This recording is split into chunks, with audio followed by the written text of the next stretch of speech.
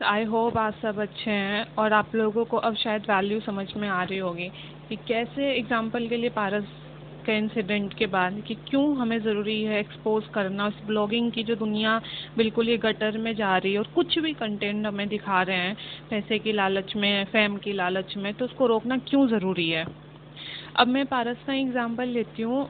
देखो, हस्बैंड या वाइफ में दोनों ही गलत होंगे या दोनों ही सही होंगे, हमें नहीं पता, राइट।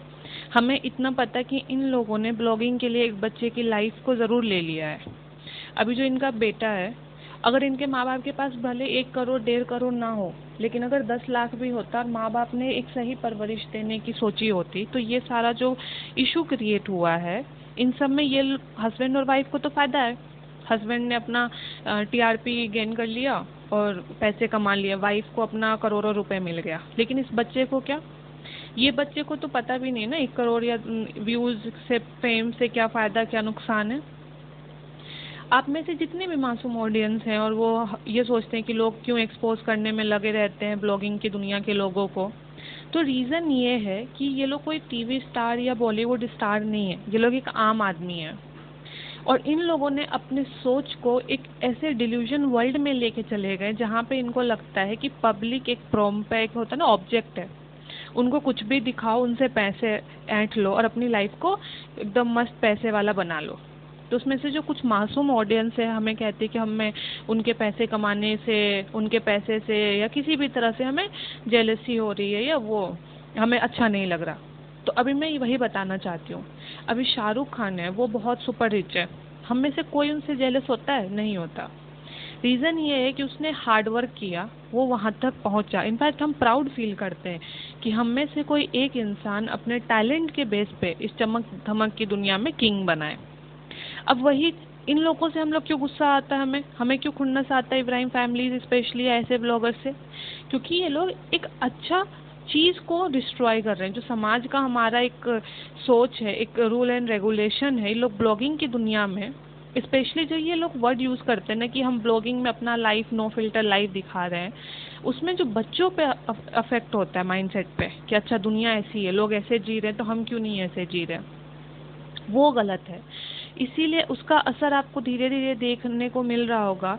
हर ब्लॉगर के लाइफ में कुछ ना कुछ उल्टा सीधा भयंकर भूकंप आ रखा है। अब आप कहोगे एक साथ ही क्यों आ रहा है? एक साथ नहीं आ रहा, एक ट्रेंड होता है। कभी पेट को घर में लाने का एक ट्रेंड था, मिस संभावना सेठ ने शुरू किया तो सभी लोग लाने लगे। कुछ लोग का ब्लॉगिंग नहीं हिट हो पाया उनका एपिसोड, तो उनको वापस से ड्रॉप कर दिया। फिर बच्चे पैदा करने वाला ट्रेंड हुआ और अब डिवोर्स वाला। तो बेसिकली इन लोगों को कोई मतलब नहीं है कि ये लोग जो दिखा रहे हैं ब्लॉगिंग में उससे उनका खुद का लाइफ या पब्लिक के जो सेंटीमेंट्स है वो कितने उस पर अफेक्ट पड़ रहा है। भाई हर एक के लाइफ में ऊपर नीचे आता है। तो ब्लॉगिंग का मतलब पहले ये डिसाइड कर लेना चाहिए कि इनको रियल लाइफ दिखाना है या टीवी सीरियल बना के। और अगर इनको टीवी सीरियल बनाना है और इनको व्यूज़ चाहिए, कोई प्रॉब्लम नहीं, शुरुआत में डाल दो कि ये सारे फिक्सन, ये सारे जो कैरेक्टर्स है वो सारे रियल नहीं है। डायरेक्टर है, प्रोड्यूसर, सबका नाम डाल दो, स्क्रिप्ट राइटर का नाम डाल दो। फिर पब्लिक या हम जैसे लोग कुछ भी नहीं इन पे वीडियो बनाएंगे, मज़े लेंगे एक, और उनको कोई भी एडवाइस नहीं देंगे। लेकिन अगर आप देखोगे ये लोग कहते हैं ये हमारी ज़िंदगी है, नो फिल्टर ज़िंदगी। इब्राहिम फैमिली को हमने कितना एडवाइस दिया हेल्दी लाइफस्टाइल का, नुकसान किसका हुआ? बच्चा किसने खोया? तो एग्जैक्टली लोग अगर आपको बोल रहे हैं तो सारे ट्रोल नहीं करते हैं।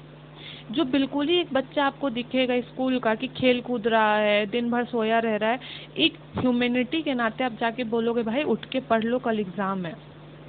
इसका मतलब ये नहीं कि उस बच्चे को हर कोई उसका दुश्मन है।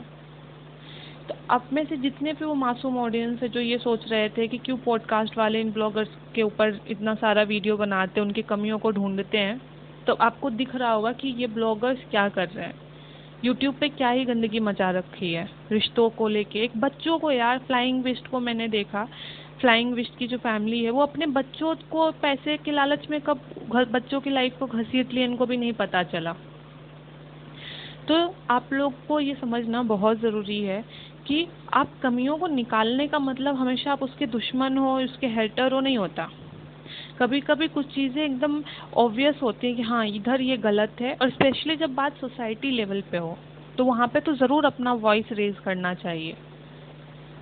पारस और उसकी वाइफ में गलत कौन है सही कौन है, मैं सबसे पहले बोलूँ तो दोनों ही गलत है। क्यों?